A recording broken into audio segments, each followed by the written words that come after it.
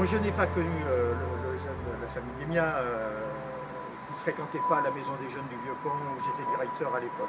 Mais je connaissais bien ses voisins, ses amis, ses collègues même, puisque beaucoup de jeunes des cités de transit fréquentaient cet équipement, qui était d'ailleurs en liaison avec le collège Paul Langevin. C'était une période quand même très difficile. C'était une période où le racisme était très présent, comme aujourd'hui malheureusement.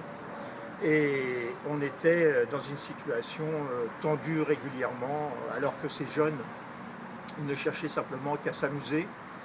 Un d'eux a pris une balle, voilà.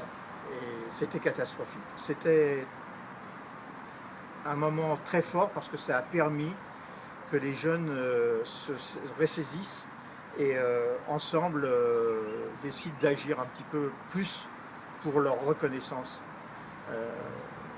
Moi, je me rappelle des échanges qu'on avait avec eux sur ce sujet, et notamment sur leurs conditions de vie. Parce que quand on est jeune et qu'on est dans une cité de transit qui a été prévue pour 3-4 ans, 5 ans peut-être au maximum, et qu'on se retrouve 30 ans après pour la dernière démolition, on comprend que ces jeunes en aient ras-le-bol, surtout qu'il n'y avait rien de prévu pour eux.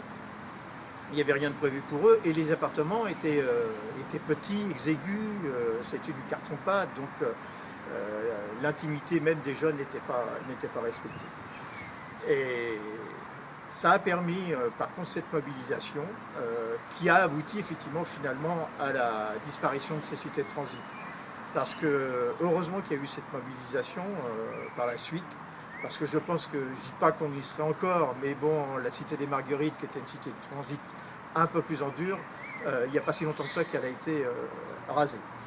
Donc moi, c'est un moment important. Je suis content que Nanterre enfin reconnaisse ce crime raciste d'ailleurs.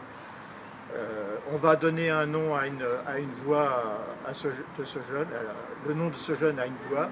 Mais je crois qu'il ne faut pas s'arrêter là. Si on met simplement une plaque avec le nom du jeune, il faudra veiller par contre à ce que la jeune génération, mais aussi les plus anciens, aient les éléments pour comprendre ce qui s'était passé à cette période-là et dans quelles conditions ça s'est passé.